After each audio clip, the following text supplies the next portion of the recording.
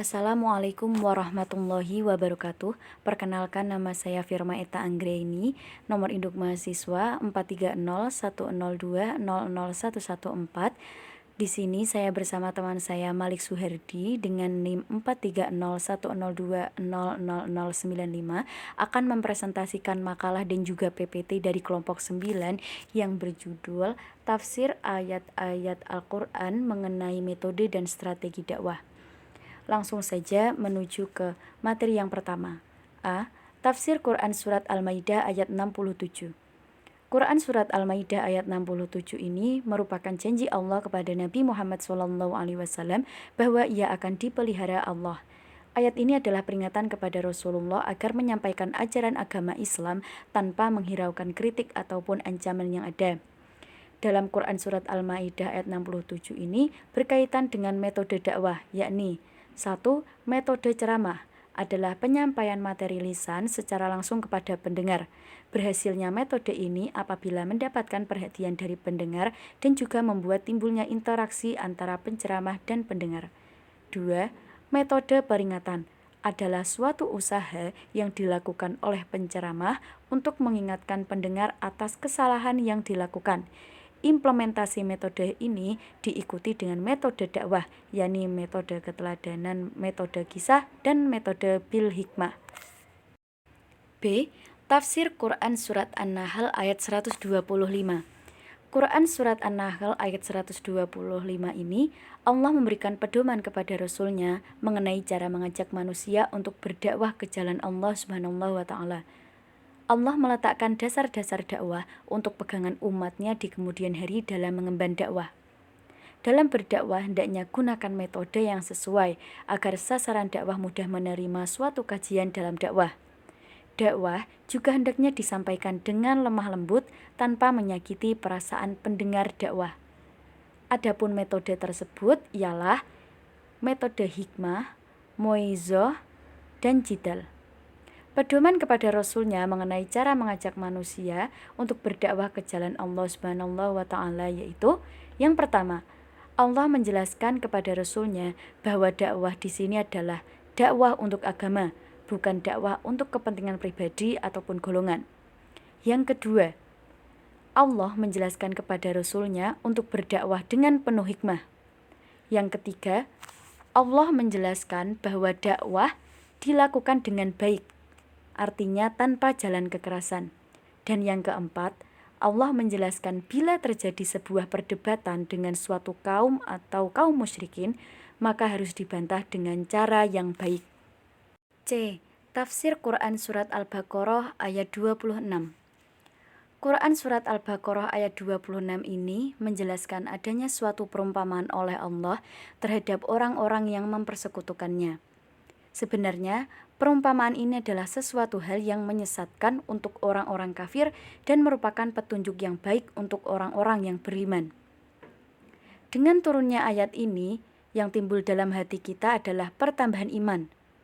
Orang-orang kafir menjadi sesat dan fasik karena kebodohannya, atau bodoh tetapi tidak sadar akan kebutuhannya.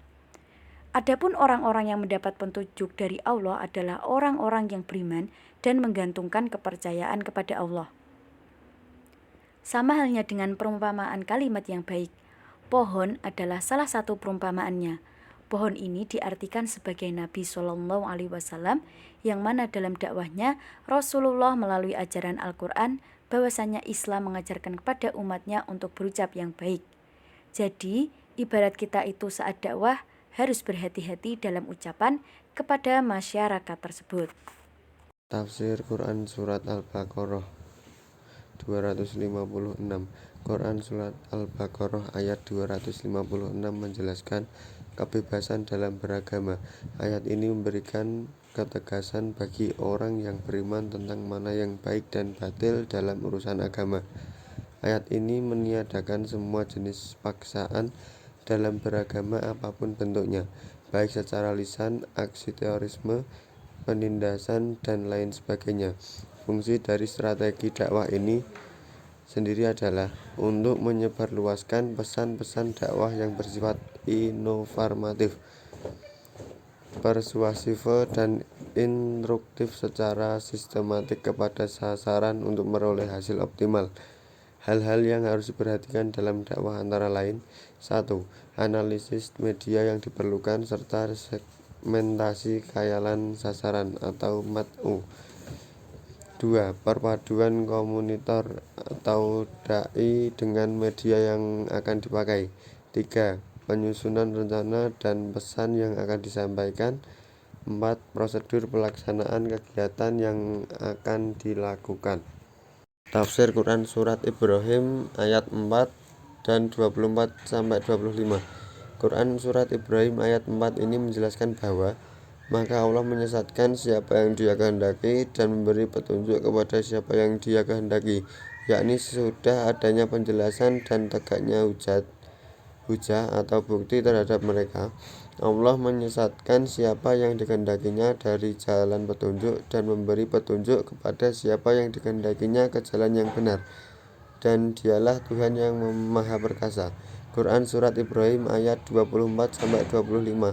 Agama Islam mengajarkan kepada umatnya agar membiasakan diri menggunakan ucapan yang baik, yang berfaedah bagi dirinya dan bermanfaat bagi orang lain.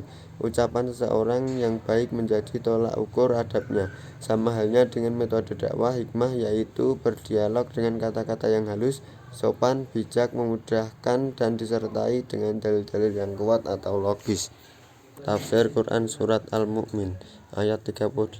Berdasar Quran Surat Al-Mu'min ayat 38 ini ditunjukkan untuk mengikuti jejak Rasulullah, jejak yang baik. Maka Rasulullah mengajak umatnya untuk selalu mengerjakan kebaikan dengan cara menasihati dengan lemah lembut, ajakan untuk hal-hal yang positif, atau memberi pelajaran dengan dalil-dalil yang dapat diterima oleh akal manusia, serta diberikan suatu keteladanan diri yang menyampaikan, ikutlah aku dan aku akan menunjukkan jalan yang benar, tidak sebagaimana yang didustakan oleh Firaun dengan perkataannya, dan aku tidak akan menunjukkan kepadamu jalan yang benar. Dan mereka lebih mengutamakan duniawi daripada akhiratnya dan menghalangi mereka mempercayai Rasulullah Musa alaihissalam. Dan dijelaskan pada firman-Nya, barang siapa mengerjakan perbuatan jahat, maka dia tidak akan dibalas melainkan sebanding dengan kejahatan itu. Maksudnya balasan yang seimbang dengan kejahatannya. Itu dia presentasi dari kami, kurang lebihnya mohon maaf. Wassalamualaikum warahmatullahi wabarakatuh.